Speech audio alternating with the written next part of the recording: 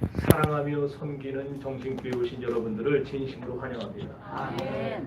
오늘 여러 가지 또 계획 때문에 일이 있어서 또 친분들 관계 때문에 이 자리에 오셨겠지만은 어쨌든 여러분들이 오시기까지 우리 교인들이 8개월 이상을 기도를 했습니다. 8개월 이상 기도하면서 여러분들을 초청을 하는 건데 사실 염려반 걱정반이었어요.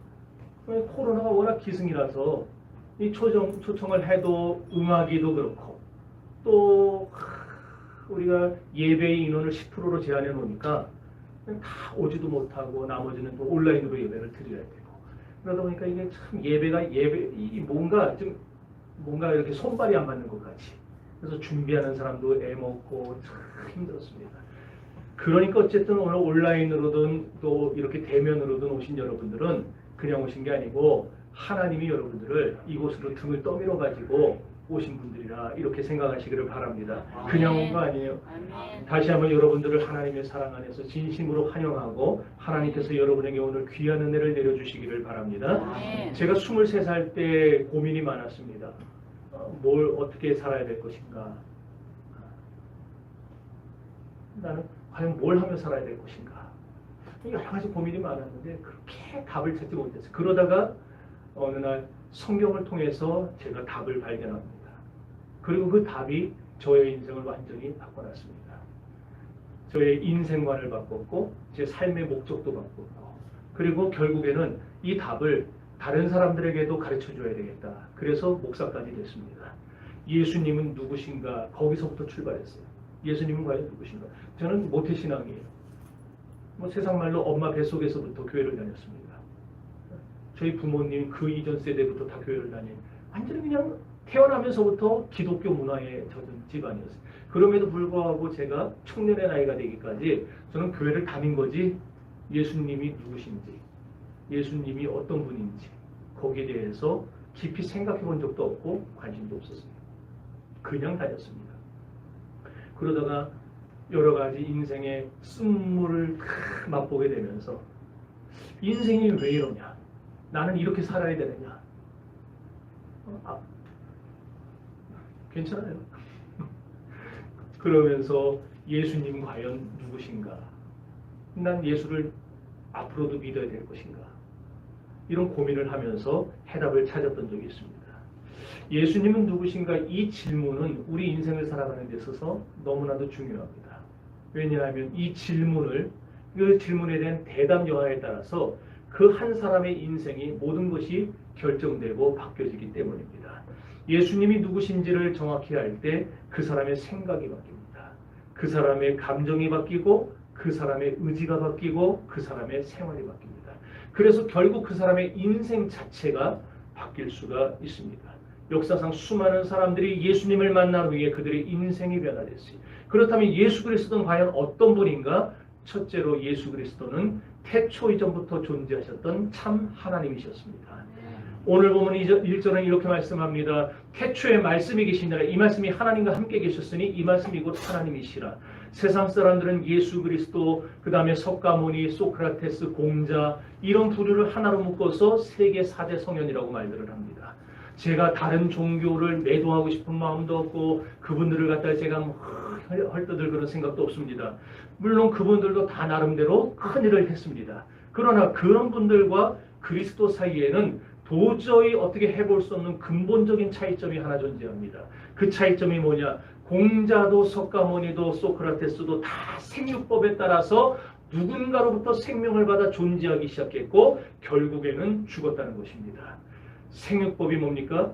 남자와 여자가 서로 만나 결혼하고 출산하는 이런 법칙에 따라서 태어나는 것. 이게 생육법입니다.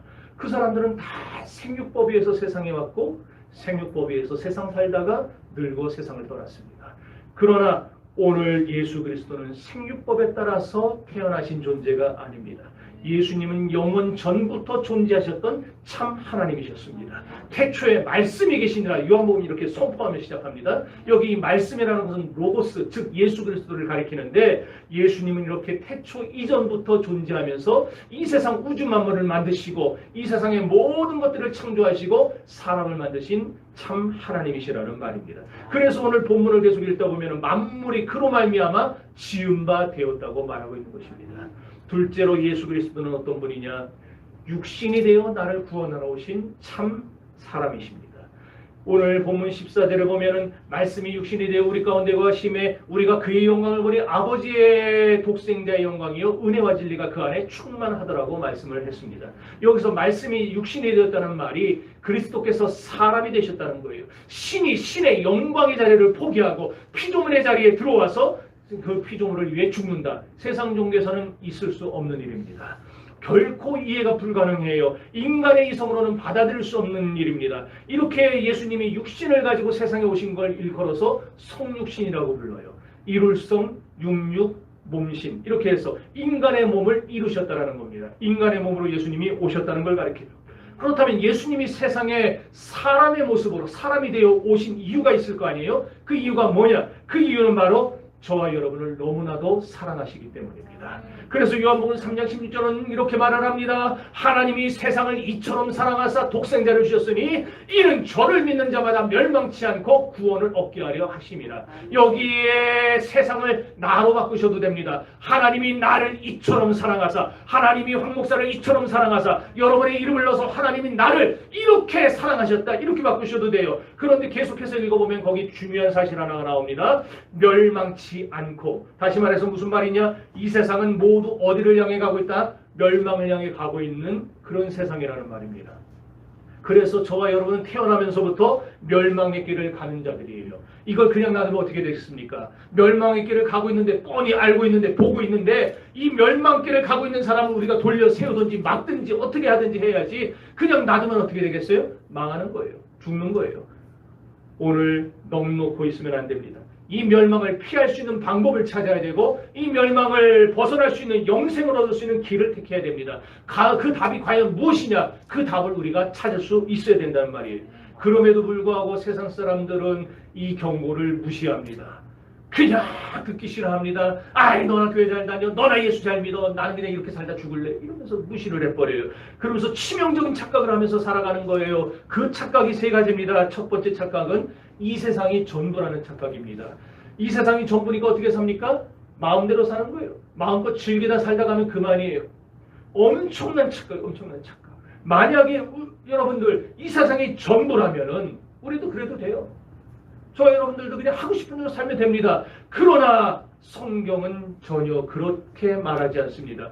우주 삼라만상은 누구 것이냐? 하나님의 것이. 왜? 하나님이 만드셨으니까. 하나님이 창조하셨어요. 하나님의 방법대로 섭리하시고 하나님의 방법대로 이끌어 가세요. 그런데 그 세상을 움직여 하시는 하나님이 우리에게 뭐라고 말씀하셨는가? 이 세상은 전부라고 말한 적이 없다라는 거예요. 도리어 하나님은 베드로를 통해 말씀합니다. 인생은 풀의 꽃이요 그 영광은 풀의 꽃과 같다. 이 말이 뭡니까? 인생은 풀과 같다는 거예요. 금방 났다가 사라지는 풀과 같아요. 풀의 꽃과 같은 거는 꽃 금방 폈다가 야 예쁘다 하면 그 다음날 보면 지어 있어요. 이런 게 인생입니다. 또 히브리서 기자는 말합니다. 사람에게 한 번 죽는 것은 정하신 것이요 그 이후에는 심판이 있으리니 풀은 마르고 꽃은 시듭니다. 이것이 세상의 법칙이에요. 세상 영화는 반드시 마르고 시듭니다. 여러분이 지금 추구하는 것들이 지금은 좋아 보일지 몰라도 반드시 시들 날이 옵니다. 이런 세상에 몸 주고 마음 주고 정 주고 다 줘봤자 남는 거 아무것도 없어요. 거기 줄 필요가 없어요. 여러분들 세상은 언제든지 떠나야 될 곳입니다. 여러분들 그냥 오라 하면 가야 될 곳인데 거기서 언제까지 머물러 서 있겠습니까?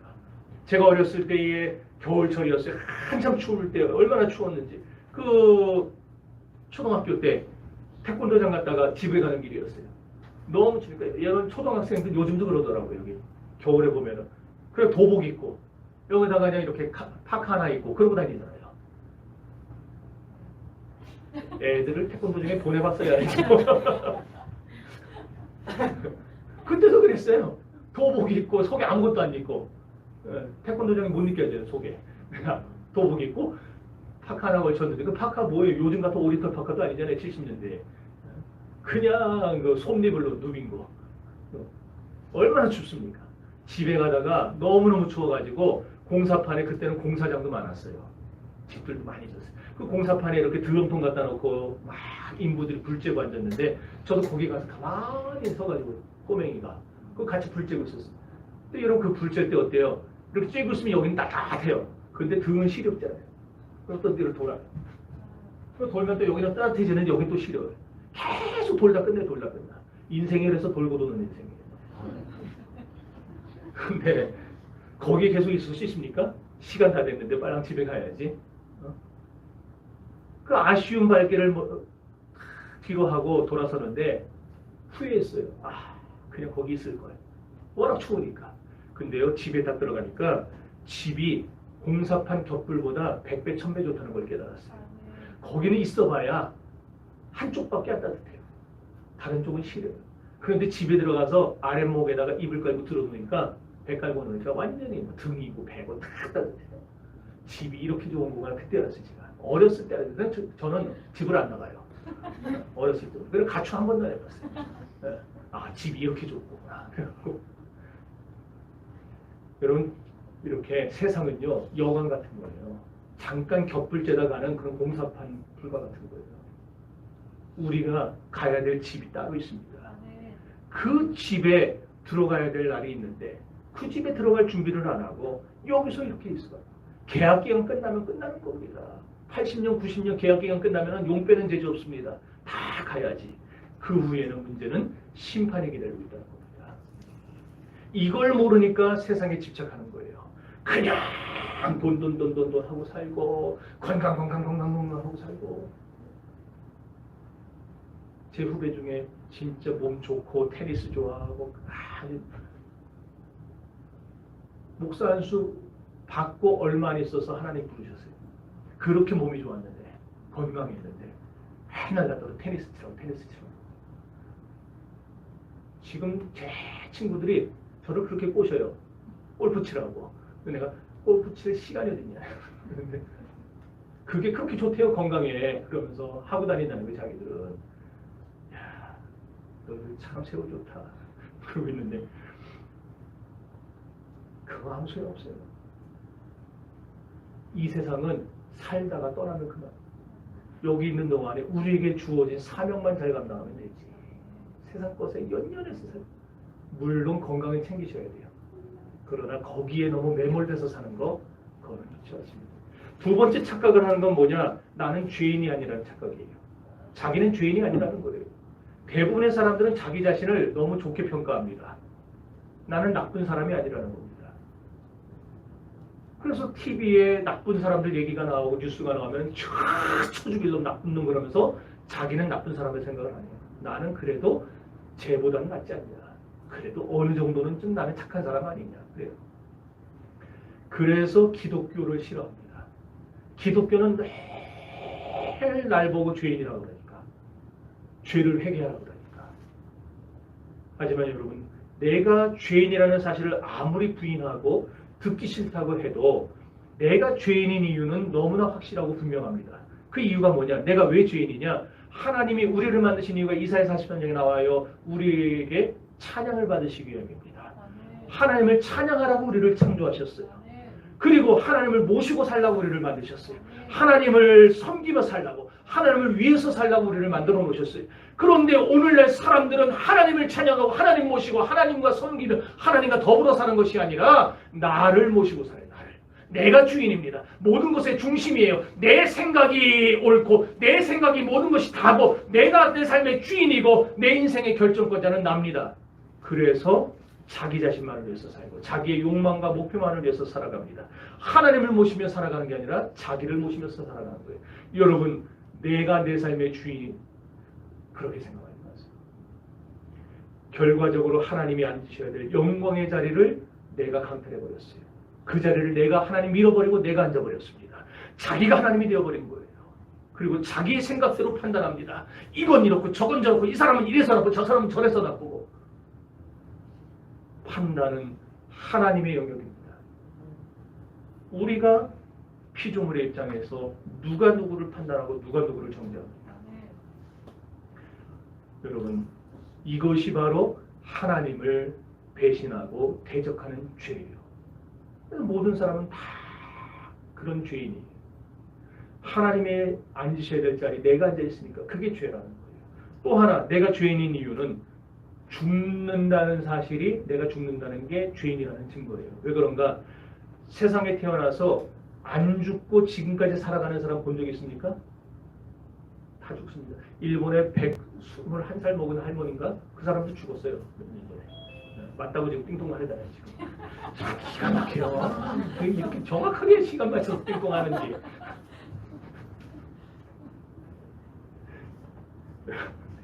그리고 창세기 3장 19절을 보면은 아담이 범죄했을 때 하나님이 아담에게 하신 말씀이 있어요. 너는 흙이니 흙으로 돌아갈지니라. 이 말이 뭐냐면 너 반드시 죽는다 그 얘기예요. 흙으로 돌아가면 묻힌다는 거 아니에요. 죽는다는 거예요. 죽어. 로마서 6장 23절에 보면 죄의 싹은 사망이라고 했습니다. 사람이 왜 죽는가? 죄 때문에 죽는다는 거예요. 죄 때문에. 그래서 죽는 사람은 누구나 예의 없이 다 뭐다? 죄인이다. 그러니까 내가 아무리 난 죄인 아니야. 나는 나같이 착하게만 살라 그래 해봐야 그건 자기만의 착각일 뿐이고 하나님은 우리를 보실 때에 넌 죄인이다 그렇게 한다는 거예요. 그래서 죄인은 죽으면 어디로 가요? 멸망을 가는 거예요. 지옥으로 가는 거예요. 그런데도 착각해요. 나는 천국이든 지옥이든 상관없어. 나는 뭐 그렇게 나쁜 놈이 아니니까 아이 뭐 어디 가면 뭐 그래도 뭐 지옥은 안 가겠지. 어디 뭐 괜찮은 데 가겠지. 장례식장 가면은 그런 분들이 있어요. 이거 1부 때 안 했던 얘기인데 와서 이제 위로를 해주는데 그런 위로를 좋은 데 가셨을 겁니다. 그래요. 그러면 그냥 그렇다고 넘어가죠. 근데 전 그 말을 들을 때마다 생각해요. 좋은 데를 어딜 갔을까?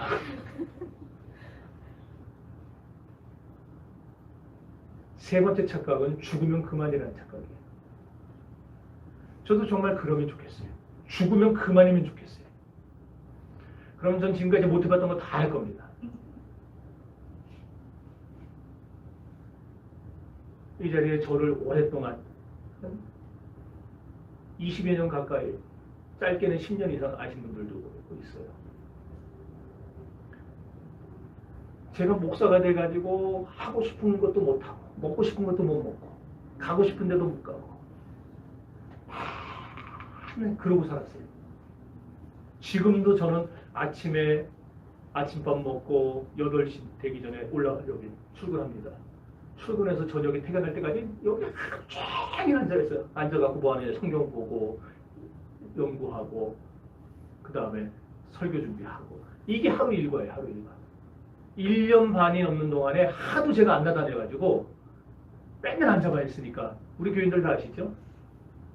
제 무릎이 굳어가지고 제가 한동안 쩔뚝거리고 다녔잖아요. 이거 필라고 병원 다니면서 의사가 그랬어요. 앉아있지만 말고 운동 좀 하라고. 그런데 그 말을 제가 8월에 들었는데도 아직까지도 제가 그걸 못하고 있어요. 만약에 세상이 그만이라 죽으면 그만이라면은 저는 진짜 할 거 다 하고 죽을 겁니다. 못 먹었던 것도 먹고 얼마나 맛있으면 그렇게 맨날 가서 먹을까 세상에. 하고 싶은 거 해보고 가고 싶은 데 다 가보고 그러고 살 거예요. 왜? 죽으면 그만이니까. 지옥도 없고 천국도 없는데 하고 싶은 거나 다 하고 죽어야지. 그런데 문제가 있어요. 아무리 봐도 하나님이 그런 말씀을 안 하셨다는 게 문제예요. 죽음이 끝이면 좋겠는데 하나님은 아니라는 거예요. 죽으면 끝이 아니고 죽고 난 다음에 우리가 가야 될 길이 있어요. 오늘 아까 요한복음 3장 16절을 말씀드렸는데 거기 보면 계속해서 말씀합니다. 이는 저를 믿는 자마다 멸망치 않고 영생을 얻게 하려 하심이라. 거기 보니까 두 가지 길이 나와요. 멸망의 길이 나오고 영생의 길이 나옵니다. 우리가 죽으면 그만이 아니에요. 죽으면은 우리가 가야 될 길이 두 갈래가 나눠져요. 영생의 길로 갈 것이냐 멸망의 길로 갈 것이냐. 이것이 어디서 결정됩니까? 지금 살고 있는 이 현세에서 결정되는 거예요. 내가 살아있는 동안에 내가 과연 영생을 준비하면서 살고 있는가? 그 사람은 영생으로 갈 것이고, 사는 동안에 아무 생각 없이 죽으면 그만이니까 그냥 먹고 마시고 즐기면서 그러고 살아가는 사람들은 멸망의 길로 들어갈 것이고. 사랑하는 성도 여러분,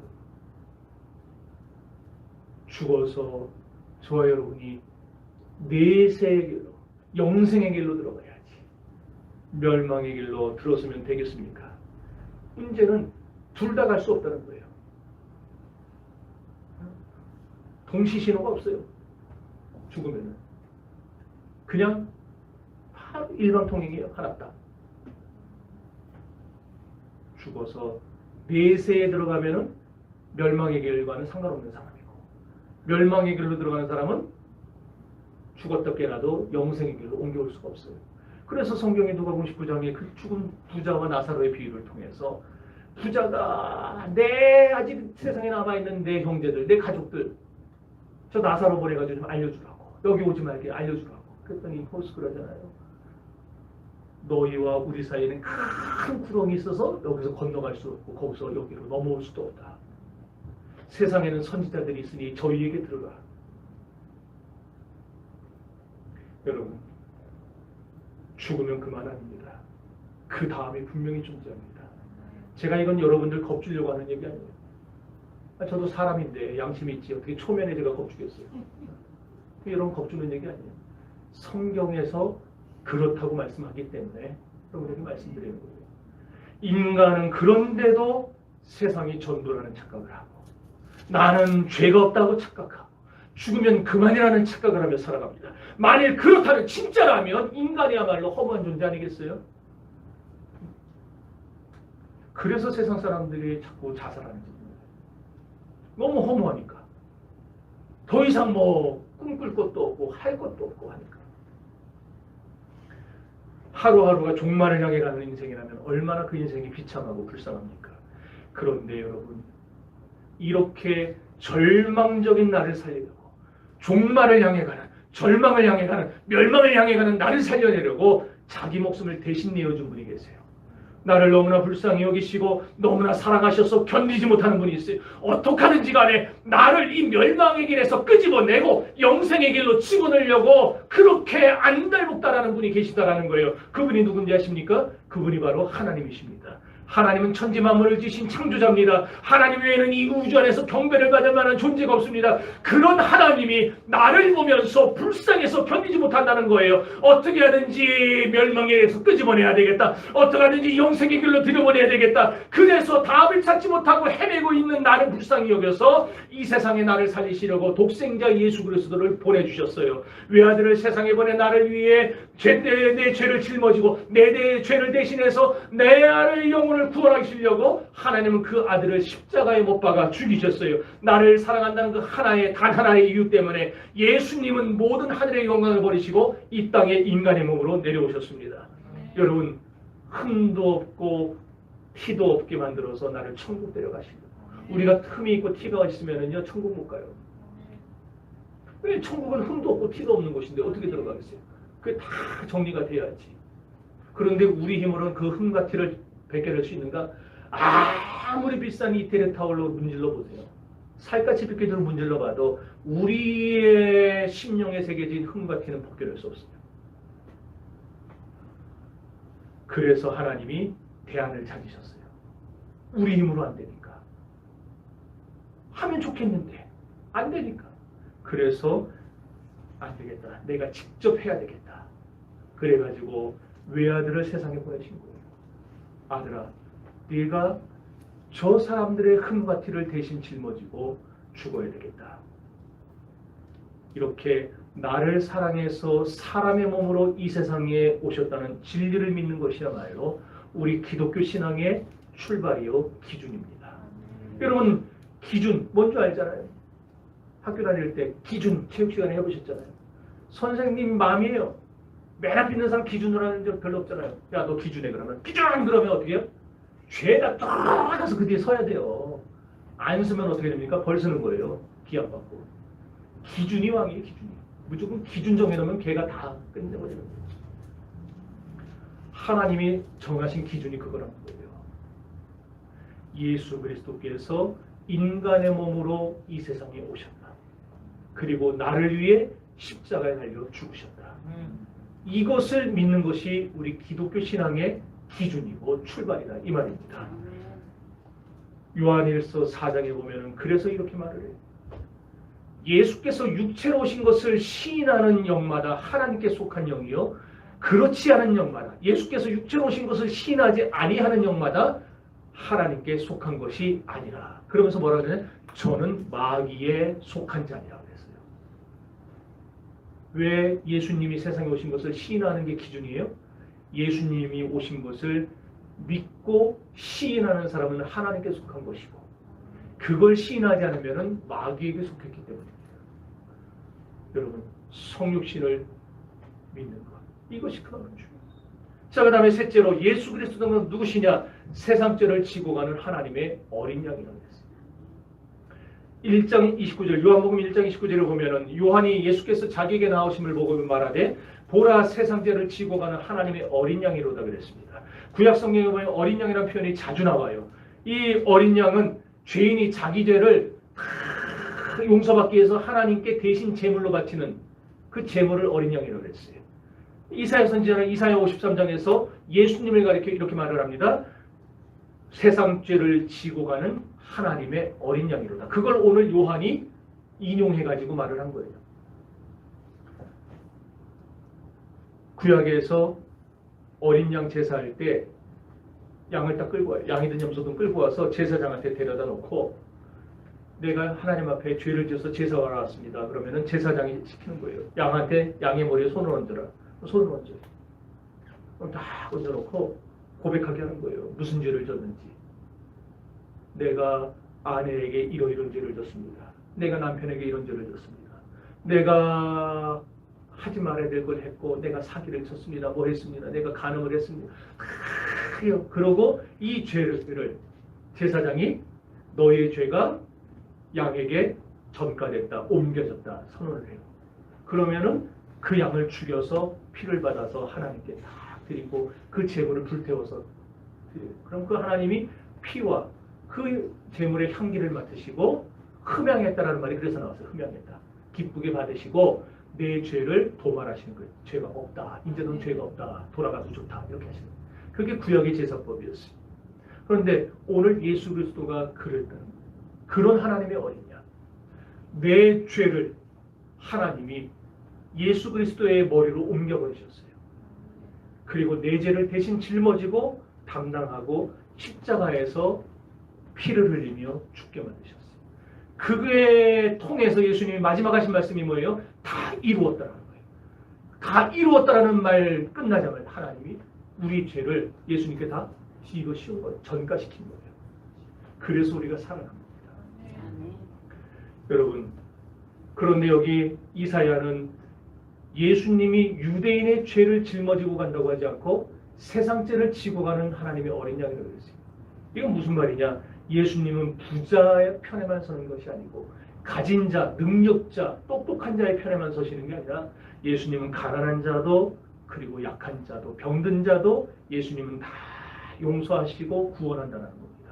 그러나 세상은 안 그래요. 세상은 관리비만 수백만 원 하는 아파트들이 즐비합니다. 여러분, 저도 못 살아요. 여러분은 살지 몰라도. 제2롯데월드 그 아파트 그 꼭대기에 있는 펜트하우스 관리비가 얼마인지 아세요? 관리비가 제가 그때 살짝 봤는데 3,700만 원인가 한 달 관리비가. 거기는 그냥 들어가 살면 무조건 한 달에 3,700만 원 관리비로 내야 되는 거예요. 그런 집들이 있어요. 세상에는요 어느 특정한 학교 안 나오면 낄 수 없는 그룹들이 있어요.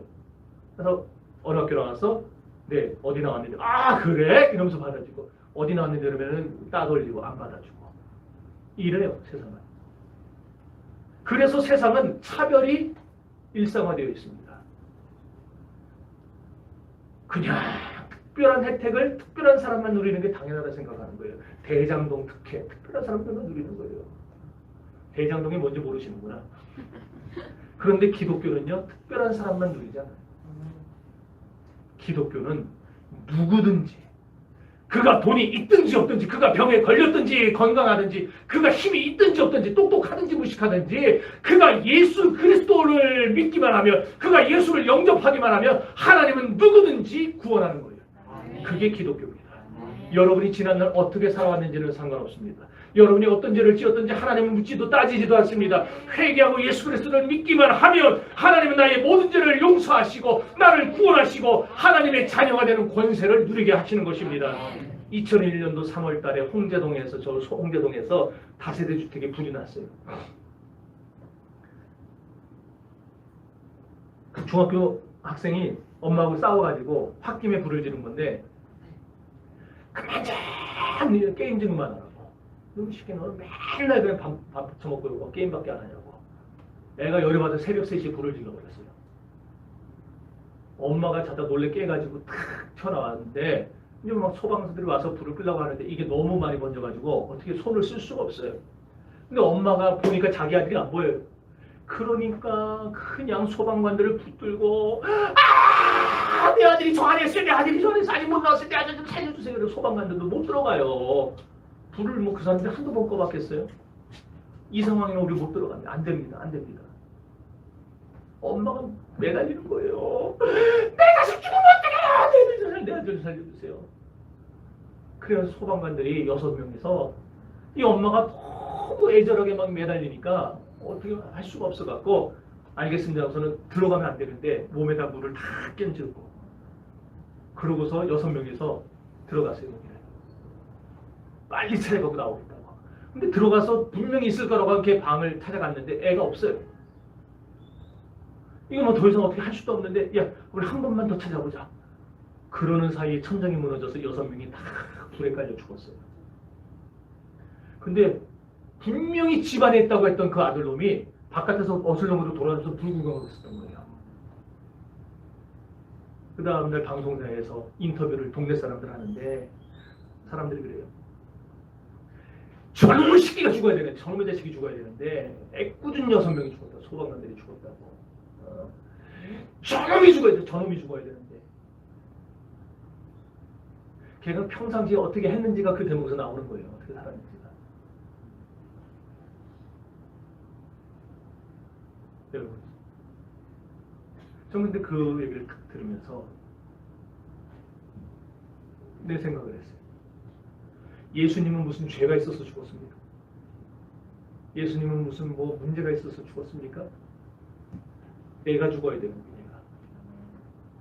내 죄 때문에 내가 죽어야 되고, 내 죄 때문에 내가 멸망길을 가야 되고, 내 죄 때문에 나는 그대로 이렇게 심판받아도 아무 할 말 없어요. 그런데 그런 형편없는 나를 살리려고 예수님이 소방관으로 세상에 오셨어요. 불이 나 너무 심해갖고 도저히 어떻게 손댈 수 없는 나를 예수님이 자기 목숨을 대속물로 내어주시고 나를 살려내셨어요. 이걸 세상 어느 누가 이해할 수 있습니까? 아무리 머리가 좋다 한들 이 신앙의 비밀을, 이 불가사의한 하나님의 사랑을 이해할 수 있는 사람은 세상에 아무도 없습니다. 우리를 향한 하나님의 사랑을 하나님은 이렇게까지 표현하셨어요. 내가 어느 정도로 널 사랑하는지 아냐? 내 아들을 대신 희생시킬 정도로 널 사랑한다. 저와 여러분이 그 사랑으로 여기 앉아 있는 겁니다. 그렇다면 이런 어마어마한 구원의 복을 받는 데 있어서 우리가 지불해야 될 값이 있는가? 우리가 뭔가 내야 될 돈이 있는가? 우리가 구원받기 해야 될 일이 있는가? nothing. 아무것도 없어요. 저와 여러분 구원받기 위해서 할 것이 아무것도 없습니다. 그저 예수 그리스도를 믿기만 하면 됩니다. 2000년 전 골고다에서 예수님을 십자가에 못 박으며 허리에 창을 찌르던 백부장, 그 백부장이 피를 흘리며 죽어가시는 예수님을 바라볼 때에 그가 그런 말을 했어요. 진실로 그는 하나님의 아들이었도다. 그가 예수님을 바라보고 예수님을 하나님의 아들로 인정하고 믿는 순간 그는 구원의 백성이 됐습니다. 이스라엘이 광야에서 범죄하여 불뱀에게 물려 죽을 때에 하나님은 노스로 뱀을 만들어서 장대의 높이 매달아 다루라고 했어요. 그리고는 불뱀에 물린 자마다 누구든지 이 노뱀을 쳐다보면 살 것이다. 그렇게 했어요. 그런데 그 말을 듣고 쳐다본 사람이 있었어요. 쳐다본 사람은 그 즉시로 다 살았어요. 그런데 노뱀을 쳐다보면 살 것이다 했는데도 끝까지 무슨 소리냐고, 노수로 뱀 만들어서 그거 쳐다보고 살면은 뭐 세상에 죽을 사람 어디 있냐고 이러면서 안 쳐다본 사람은 다 죽었습니다. 여기 불뱀은 인류를 죄와 사망의 자리로 끌고 가는 원수 사탄 마귀를 가리키고, 장대에 매달린 노뱀은 마귀의 세력을 멸하고 인류를 죄와 사망에서 건져내시는 예수 그리스도를 상징합니다. 그러므로 구약 시대나 오늘날이나 하나님이 우리를 구원하시는 방법은 똑같습니다. 구약 사람들도 예수를 바라보고 사는 것이고, 신약을 사는 우리들도 예수님을 바라보고 사는 겁니다. 여러분, 이 시간 십자가 달리신 하나님의 어린 양을 바라보시고 여러분을 억압하던 모든 죄의 짐을 맡겨버리시기 바랍니다. 또다시 무거운 죄의 짐을 메고 나가지 마시고 오늘 이 자리에 주님께 여러분의 죄짐을 맡겨버리시고 여러분 참된 자유와 행복을 누리며 세상을 살아가시기를 주의 이름으로 축원합니다. 그래서 찬송가 369장에 보면 그런 찬양이 나와요. 죄짐 맡은 우리 구주 어찌 좋은 친구인지, 걱정 근심 무거운 짐 우리 주께 맡기세. 주께 고함 없는 거로 복을 낳지 못하는 사람들이 어찌하여 아를 주를 모를까. 시험 걱정 모든 괴로움 없는 사람 누군가. 부질없이 낙심 말고 기도 드려 아뢰세. 이런 진실하신 친구이, 이런 진실하신 친구 찾아볼 수 있을까. 우리 약함하시오니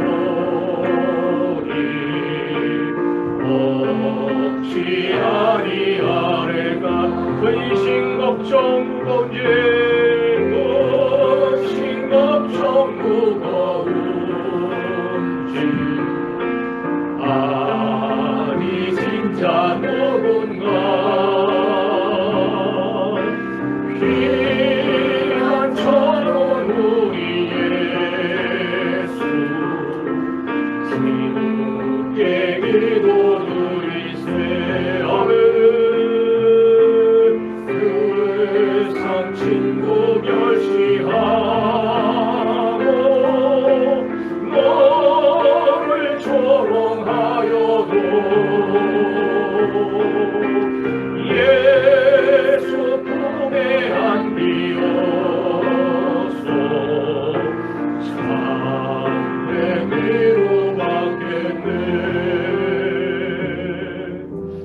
여러분, 예수 그리스도는 참 하나님이십니다. 예수 그리스도는 참 사람이십니다. 예수 그리스도는 내 죄를 담당하신 하나님의 어린 양이십니다. 그 예수님이 오늘 이 자리에 나오신 여러분을 사랑하십니다. 그 사랑은 자기를 주는 사랑이에요. 자기 목숨을 대속물로 내어주는 사랑입니다. 여러분, 예수 믿으면 구원을 받습니다. 그러나 예수 믿지 않으면 죄로 인해 영원한 죽음의 자리로 들어가게 됩니다. 죽음에는 세 가지가 있어요. 육체적 죽음과 영적인 죽음과 영원한 죽음이 있습니다. 육체적 죽음, 우리가 세상 살다가 80세, 90세 살다가 죽는 것, 그것이 육체적 죽음이에요. 영적인 죽음이란 우리가 숨을 쉬고 호흡을 하고 밥을 먹고는 있지만 하나님과의 영적인 관계가 끊어져서 단절돼서 영적으로는 죽어버린 것 같은 상태, 그것이 영적인 죽음입니다. 영원한 죽음은 우리가 세상을 하나님 안 믿고 살다 영적으로 살다가 육체적으로 죽었을 때 가게 되는 것이 영원한 죽음입니다. 그때는 돌릴 수가 없어요. 빼도 박도 할 수가 없습니다. 우리가 세상에서 믿지 아니하고 살다 죽으면은 우리는 다 영적인 죽음과 영원한 죽음까지 맛봐야 됩니다. 그러나 세상에 사는 동안에 예수를 영접하고 예수님을 그리스도로 구주로 우리가 받아들이면은 그 사람 육체적 죽음은 겪을지언정 영적인 죽음과 영원한 죽음은 겪지 않게 됩니다. 오늘 이 세상에 예수 믿지 않고 이 지옥의 형벌을 면할 수 있는 사람은 아무도 없습니다. 예수 믿지 않으면 누구도 영적인 죽음과 영원한 죽음을 피할 길이 없습니다. 오직 예수만이 유일한 우리를 구원의 길로 인도하시는 유일한 길이요 진리요 생명입니다. 그래서 예수님 말씀합니다. 내가 곧 길이요 진리요 생명이니 나로 말미암지 않고는 누구든지 아버지께로 올 자가 없다고 말씀합니다. 오늘 저는 여러분에게 제가 만났던 인생의 해답을 알려드렸습니다. 예수를 믿으시기 바랍니다. 예수님이 하나님의 아들이심을 믿으시고 십자가에서 내 죄를 다 용서하셨음을 믿으시기 바랍니다. 예수님이 사흘 만에 부활하셔서 승천하시고 하늘과 땅의 모든 권세를 가지시고 지금 이 시간 하나님의 하늘 보좌 우편에 앉아 계시다가 어느 때인가 장차 권능과 영광 중에 이 세상에 다시 재림하실 것을 믿으시기 바랍니다. 이걸 믿으면 하나님은 이 모든 하늘에 속한 축복을 내게 더하실 것이고 내게 선물로 더해 주실 것입니다. 예수 그리스도 말로 저와 여러분이 붙들어야 될 이 시대의 인생의 정답인 줄로 믿습니다. 오늘 여러분을 초청한 이유도 바로 이 사실을 가르쳐 주기 위함입니다. 여러분이 예수님을 믿어 소망을 가지고 여러분 다시 한번 여러분의 인생을 설계하시고 여러분의 인생을 정말로 가치 있고 기쁨 있게 이 세상을 행복하게 살아갈 수 있기를 바랍니다. 결단이 필요합니다. 여러분 이 시간에 하나님 앞에서 내가 이 예수님을 믿겠다고 결단한다면 하나님은 이 시간 여러분의 손을 잡아주실 거예요. 그리고 잡은 손을 절대로 죽을 때까지 놓지 않을 겁니다. 여러분이 어디를 가든지 여러분이 무엇을 하든지 여러분이 어느 곳에 있든지 하나님은 한 번 잡은 손을 놓치지 않고 반드시 천국까지 여러분을 데려가실 것입니다. 천국의 모든 은혜를 내려주실 것입니다. 이 시간 예수 안에서 결단하고 새 생명을 얻는 여러분들이 되시기를 주님의 이름으로 축원합니다. 우리 다 같이 기도합시다.